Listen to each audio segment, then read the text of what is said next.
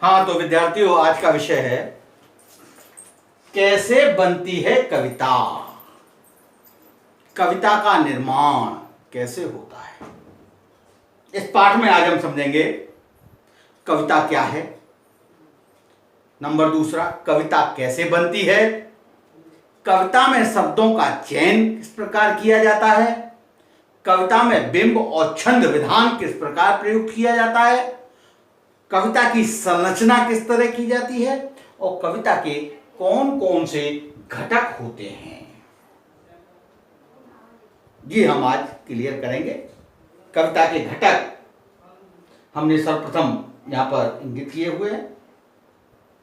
जैसा कि हम जानते हैं कि कविता में भाषा होती है। कविता भाषा में होती है, इसलिए भाषा का सम्यक ज्ञान जरूरी है। सबसे पहले भाषा का ज्ञान जरूरी होता है। भाषा शब्दों से बनती है। शब्दों का एक विन्यास होता है जिसे वाक्य कहा जाता है।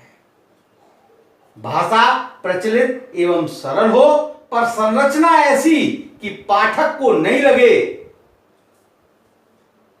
ऐसी संरचना होनी चाहिए कि हर पाठक को वो हमेशा नहीं लगे। कविता में संकेतों का बड़ा महत्व होता है, इसलिए कुछ चिन्हों का प्रयोग किया जाता है। इस प्रकार के विस्मयबोधक चिन्ह या पूर्ण विराम, यहां तक कि दो पंक्तियों के बीच खाली स्थान भी कविता में कुछ न कुछ कह रहा होता है। वाक्य गठन की जो विशिष्ट प्रणालियां होती हैं उन्हें शैली कहा जाता है, इसलिए विभिन्न काव्य शैलियों का ज्ञान होना भी बहुत आवश्यक है।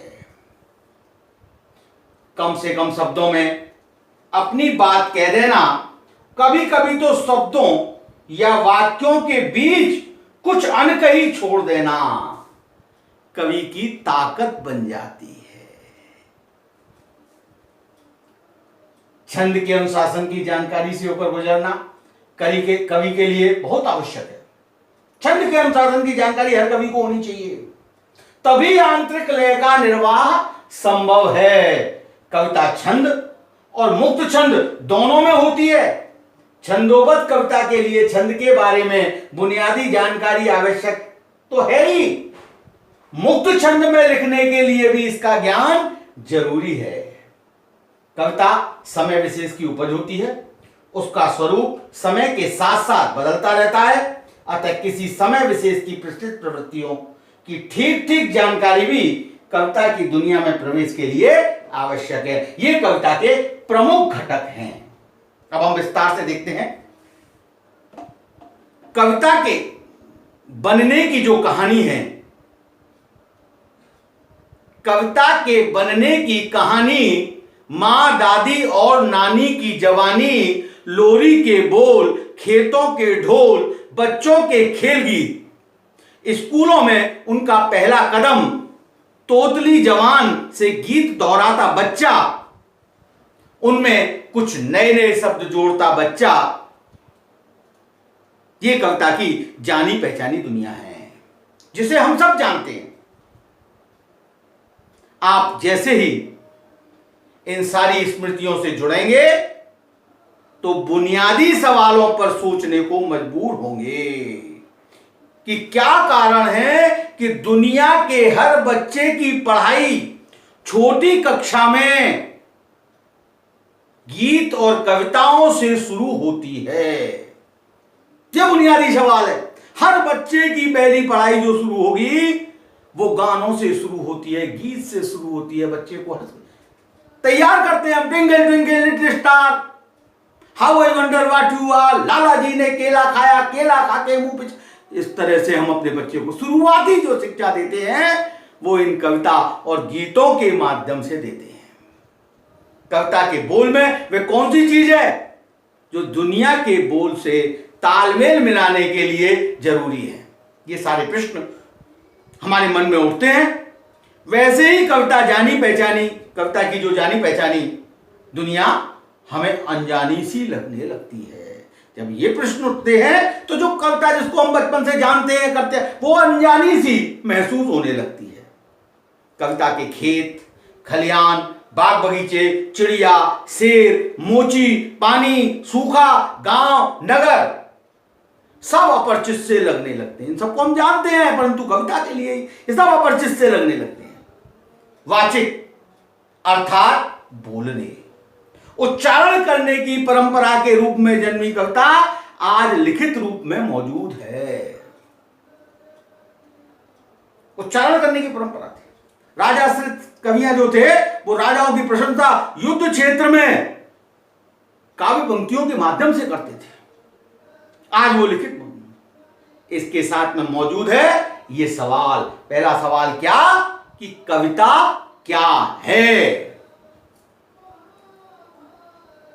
हालांकि कविता के प्रश्न के उत्तर को जानना एक जटिल प्रक्रिया है, फिर भी यह हमारी संवेदना के निकट होती है, यहां तक कि यह हमारे मन को छू लेती है और कभी कभी तो हमारे मन को पूरी तरह से झकझोर देती है। अतः हम कह सकते हैं कि कविता के मूल में यानी कि उसकी जड़ में संवेदना है, राग तत्व है। ये संवेदना संपूर्ण सृष्टि से जुड़ने और उसे अपना बना लेने में सक्षम होती है। इसी संवेदना ने डाकू रत्नाकर को महर्षि वाल्मीकि बना दिया और वे कह उठे, मां निषाद प्रतिष्ठाम तुम गमः शाश्वती समा यत् क्रोंच मिथुना देक मदिक मवदी काम मोहितम। मां निषाद प्रतिष्ठाम तुम गमः शाश्वती समा यत् क्रोंच मिथुना देक मवदी काम मोहितम। महर्षि वाल्मीकि के मुख से बहेलिये के प्रति निकले ये छंदबद्ध श्राप वचन, श्राप था, श्राप वचन उनके किसी प्रयास के परिणाम स्वरूप नहीं थे, बल्कि क्रौंच पक्षी के प्रति संवेदना का परिणाम थे। यही वाक्य महर्षि वाल्मीकि द्वारा रचे गए महाकाव्य रामायण की रचना का आधार बना। क्रौंच पक्षी क्या होता है? सारस या बगुला प्रजाति का पक्षी क्रौंच बताया गया है। ऐसा ही सुमित्रानंदन पंत ने भी कहा है, वियोगी होगा पहला कवि, आह से उपजा होगा गान, उमड़कर आंखों से चुपचाप वही होगी कविता अनजान। यहां पर सवाल यह उठता है कि जो वस्तु हमारे इतने पास है उसे हम किसी कवि की तरह क्यों नहीं कह पाते। जहां तक कविता लेखन का सवाल है, यानी कि कविता कैसे बनती है, दूसरा बिंदु जो आ रहा है कैसे बनती है, तो इस संबंध में दो मत मिलते हैं।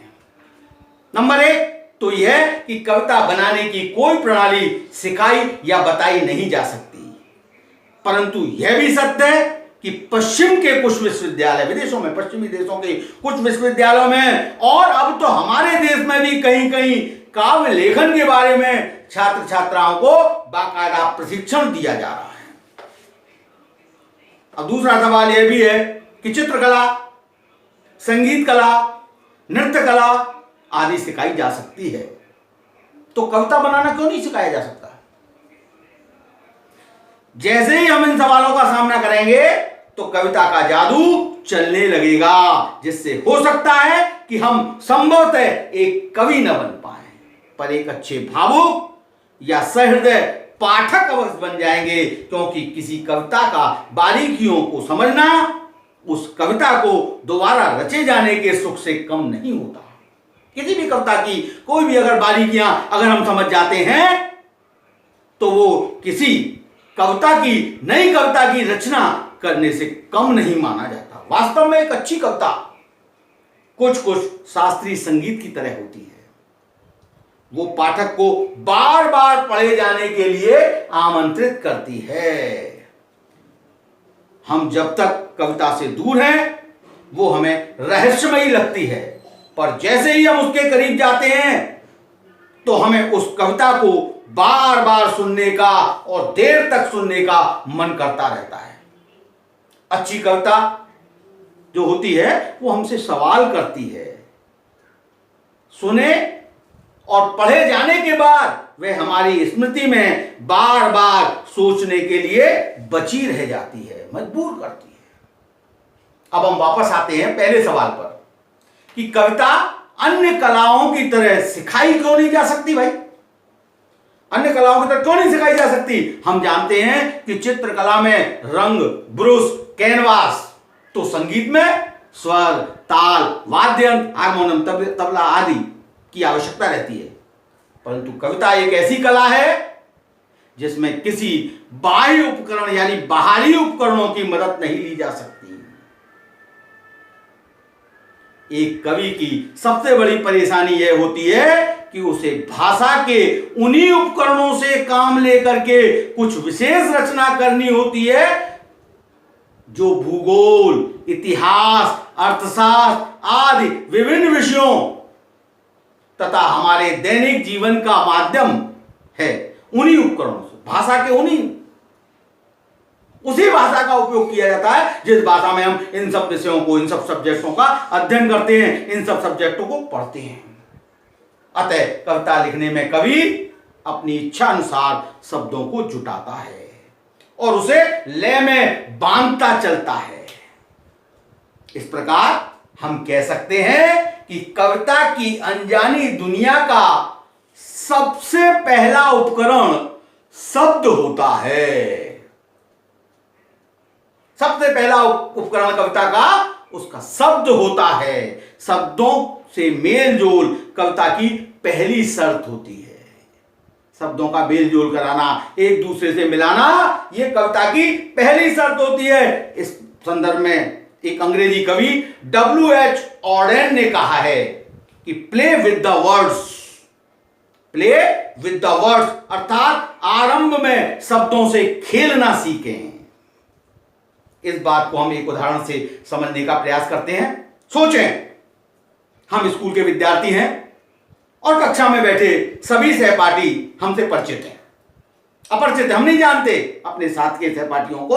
अभी हम नहीं जानते कक्षा में, क्योंकि एक कक्षा में पढ़े हुए, कोई कहीं से आया, कोई कहीं से आया है। अभी हम अपरिचित हैं, अनजान हैं। जैसे ही हम खेल के मैदान में पहुंचते हैं तो वे सारे अपरिचित हमारे मित्र बन जाते हैं। बिल्कुल यही स्थिति शब्दों के साथ भी होती है कि शब्दों से खेलना अर्थात उनसे मेलजोल बढ़ाना, शब्दों के अंदर सदियों से छिपे अर्थ की परतों को खोलना है। प्रत्येक शब्द के अपने अपने अर्थ होते हैं। एक शब्द के अंदर कई कई अर्थ छिपे रहते हैं। कुछ कुछ आजकल के इंटरनेट की तरह, जैसे इंटरनेट में एक के बाद एक, एक के बाद एक, एक के बाद एक फाइलें छुपी रहती हैं, ढूंढते चलो।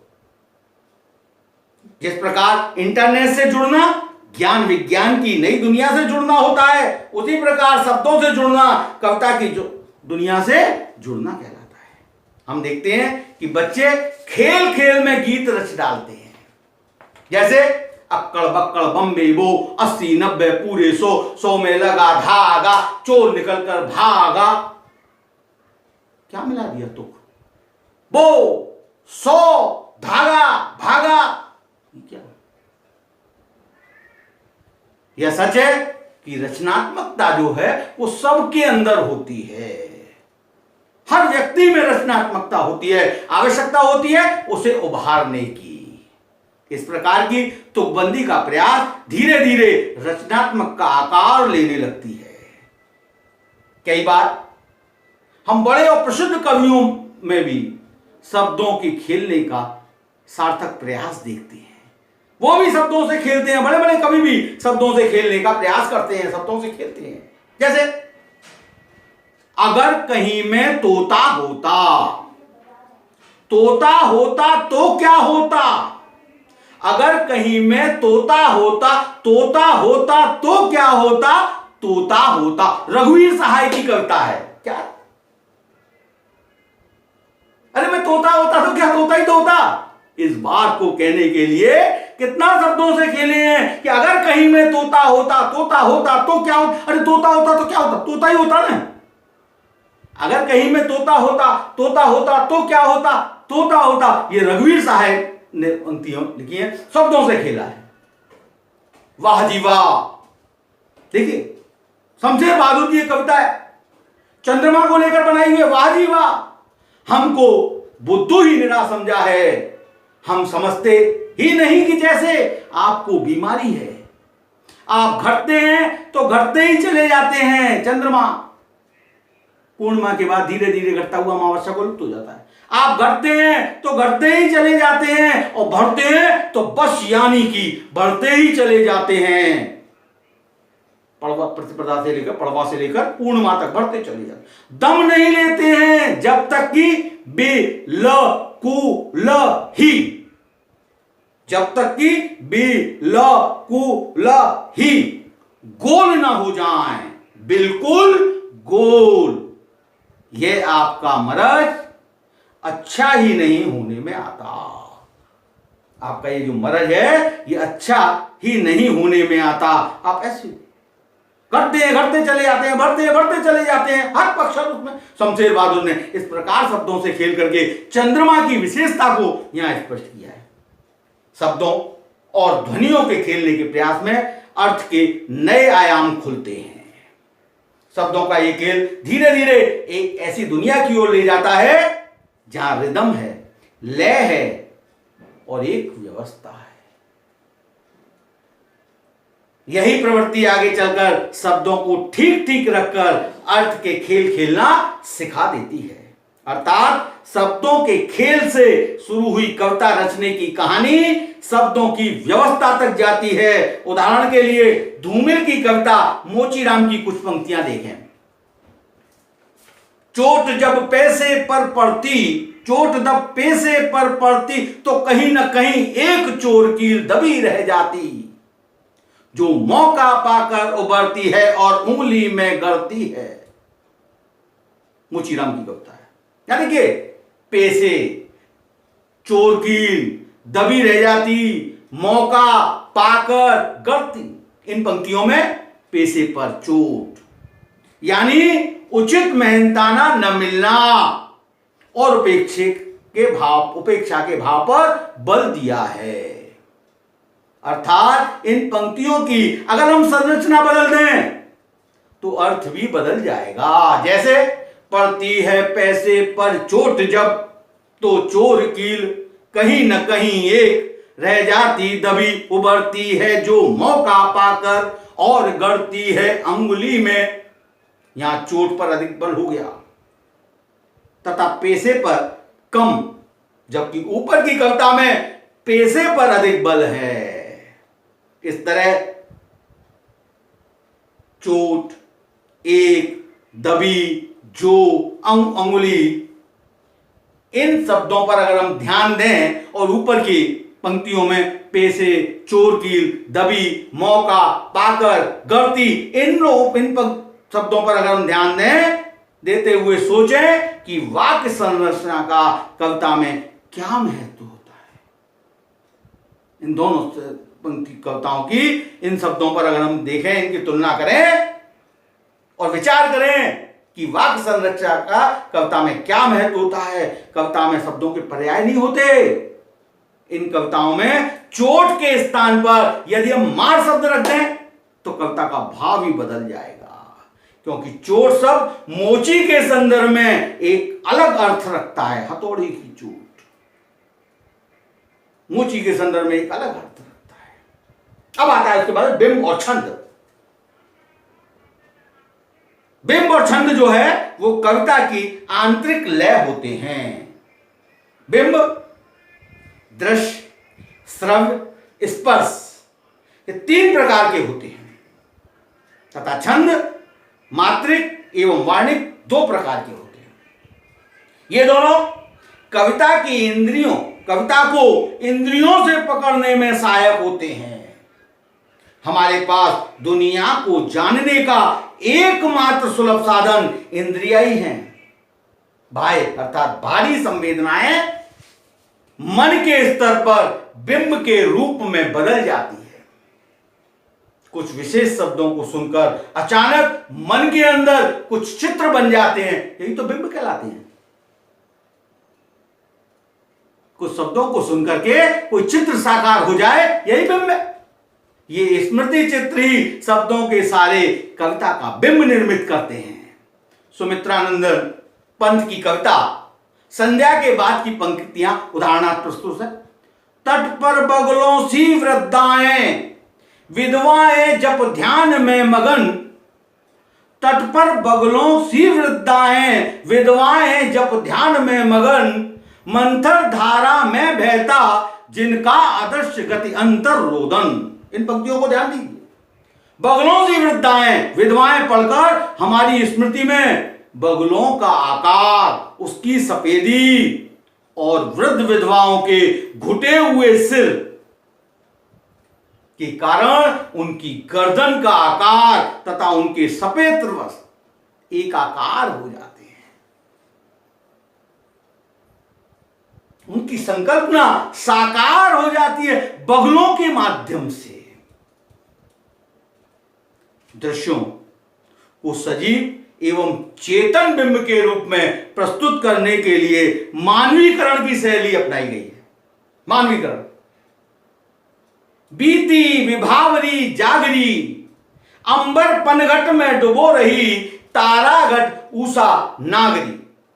ये मानवीकरण शैली को अपनाया गया है। इसके आधार पर मानवीकरण अलंकार का भी सृजन किया गया है। सजीव एवं चेतन, दृश्यों के सजीव एवं चेतन बिंब को प्रस्तुत करने के लिए सुमित्रानंदन पंत ने कविता के लिए चित्र भाषा की आवश्यकता पर जोर दिया है कि कविता की भाषा कैसी होनी चाहिए? चित्र भाषा, जो चित्र उभार दे, क्योंकि चित्रों या बिंबों का प्रभाव मन पर अधिक पड़ता है। दृश्य बिंब अधिक बोधगम्य यानी प्रभावशाली होते हैं। दृश्य बिंब के माध्यम से बहुत सहजता से, बहुत आसानी से समझा जा सकता है, क्योंकि देखी हुई हर वस्तु हमें प्रभावित करती है और लंबे समय तक हमारी स्मृति में बनी रहती है। कविता की रचना करते समय हमें शुरू से ही धीरे धीरे दृश्य और श्रव्य बिंबों की संभावना को तलाशना चाहिए। ये बिंब सभी को अपनी ओर आकर्षित करते हैं। किसी विचारक ने कहा है कि कविता ऐसी चीज है जिसे 5 ज्ञानेंद्रियां स्पर्श, स्वाद, दृश्य, घ्राण यानी सूंघना, श्रवण यानी सुनना रूपी 5 अंगुलियों से पकड़ा जाता है। स्पर्श टच करना, स्वाद स्वाद लेना, दृश्य देखना, घ्राण माने सूंघना, श्रवण माने सुनना। ऐसी 5 इंद्रियों रूपी उंगलियों से कविता को पकड़ा जाता है, ऐसा किसी विचारक ने कहा है। इसके बाद आता है छंद। बिंब के बाद छंद का विषय आता है। छंद यानी कविता की आंतरिक लय, जो कविता का अनिवार्य अंग है। इसके बिना कविता नहीं, इसके बिना कविता नहीं। मुक्त छंद की कविता लिखने के लिए भी अर्थ की लय का निर्वाह आवश्यक है। नागार्जुन की कविता बादल को गिरते देखा में मात्रा की गणना, मात्रा के गणना के अनुसार कोई प्रचलित छंद नहीं है। क्या नागार्जुन की जो कविता है बादल को गिरते देखा में मात्रा की अगर हम गणना करें तो उस मात्रा की गणना के अनुसार कोई प्रचलित परंपरागत जिसे हम जानते हैं वैसा छंद नहीं है, परंतु संगीतात्मकता, लयात्मकता तो उपस्थित है। अमल धवल गिर के शिखरों पर बादल को घिरते देखा है, अमल धवल गिर के शिखरों पर बादल को घिरते देखा है। आगे देखिए, तुंग हिमालय के कंधों पर छोटी बड़ी कई झीलें हैं, तुंग हिमालय के कंधों पर छोटी बड़ी कई झीलें हैं। संगीतात्मकता है, लयात्मकता है। कविता अवश्य मुक्त छंद है, परंतु इसके आंतरिक अर्थ के लिए छंद की आवश्यकता जरूर है। इसी तरह धूमिल की कविता मोचीराम में ऊपर ऊपर से देखने में कोई परंपरागत छंद नहीं है, लेकिन अर्थ का अपना भीतरी छंद मौजूद है। बाबूजी सच कहूं मेरी निगाह में बाबूजी सच कहूं मेरी निगाह में न कोई छोटा है न कोई बड़ा है, मेरे लिए हर आदमी एक जोड़ी जूता है जो मेरे सामने मरम्मत के लिए खड़ा है। लयात्मकता है, संगीतात्मकता है, आंतरिक छंद। कविता के सारे घटक जो है भाषा, संरचना, बिंब, छंद, परिवेश और संदर्भ से संचालित होते हैं।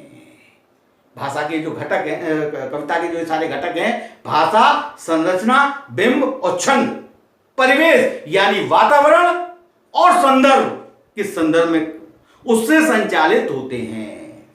नागार्जुन की एक छोटी सी कविता है अकाल और उसके बाद। इसमें परिवेश गांव का है, संदर्भ अकाल और उसके बाद के होने वाला परिवर्तन है। कविता की भाषा, संरचना, बिंब, छंद सभी इसके चारों ओर घूम रहे हैं। देखे, कई दिनों तक चूल्हा रोया चक्की रही उदास, कई दिनों तक चूल्हा रोया चक्की रही उदास, कई दिनों तक कानी कुतिया सोई उनके पास।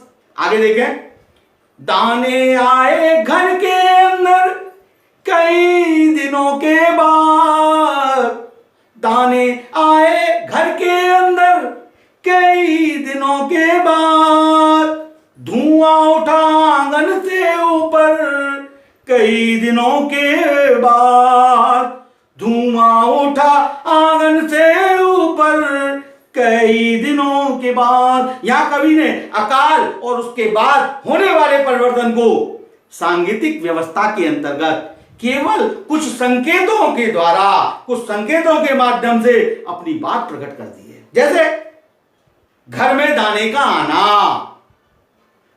आंगन के ऊपर धुआं उठना। गांव में हम देखते हैं, पहले हम देखते थे गांव में जब जाते थे खपरेल हुआ करती थी। शाम के वक्त गांव के बाहर से जब हम गांव में प्रवेश करते थे तो पूरे गांव के ऊपर खपरेलों में से धुआं निकलता हुआ दिखाई देता था। सुबह के वक्त धुआं निकलता, ये ग्रामीण परिवेश है।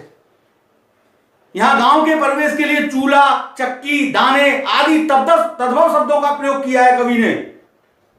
यहां किसी भी शब्द को हटाकर उसका पर्याय रख दें, जैसे कई की जगह बहुत अथवा दाने की जगह अनाज, तो कविता का अर्थ ही बदल जाएगा। क्योंकि कई शब्द व दाना शब्द एक एक दिन की अकाल की भीषणता, अभाव तथा उसके बाद के उल्लास और खुशी को प्रकट करने में समर्थ है, जो बहुत तथा अनाज शब्द में नहीं है। यहां ध्यान देने की बात यह है कि कवि जब बादल को गिरते देखा है, कवि जब बादल को गिरते देखा है नामक कविता में विराट प्रकृति और विशाल हिमालय का वर्णन करता है, तो उसे कालिदास याद आ जाते हैं। उसकी भाषा स्वतः ही तत्सम शब्दावली युक्त हो जाती है। जैसे देखा, अमल धवल गिर के शिखरों पर बादल को घिरते देखा, तुंग हिमालय के कंधों पर छोटी बड़ी कई झीलें हैं। इस प्रकार के तत्सम शब्दों का प्रयोग, संस्कृत के शब्दों का प्रयोग स्वतः हो जाता है, शब्दावली तत्सम युक्त हो जाती है। परिवेश के साथ साथ कविता के सारे घटक भाव तत्व से चलते हैं। कवि की व्यक्तिगत सोच, उसकी दृष्टि और दुनिया को देखने का नजरिया कविता के भाव की संपदा बनती है। अर्थात कविता का भाव उसी के अनुरूप प्रकट होता है जैसी उसकी सोच होती है, जैसी उसकी दृष्टि होती है, जैसा उसका देखने का नजरिया होता है। कवि की व्यक्तिगत सोच में उसके समाज का प्रभाव अवश्य रहता है। बिल्कुल इसी प्रकार जिस प्रकार की हवा में सुगंध समाई रहती है, उसी प्रकार व्यक्ति की सोच में उसके समाज का प्रभाव छिपा रहता है। इसी सोच का कवि भाषा में उपयोग करता है, जो कविता कहलाती है। व्यक्ति की प्रतिभा इन्हीं तत्वों को उजागर करने वाली आंतरिक क्षमता होती है, जिसे हम संसार के महाकवियों में पाते हैं, महान बड़े बड़े कवियों में पाते हैं। अंत में हम यही कहेंगे, मैं कहीं कवि न बन जाऊं, मैं कहीं कवि न बन जाऊं, तेरे प्यार में ओ कविता, मैं कहीं कवि न बन जाऊं। Thank you. बस आज इतना ही।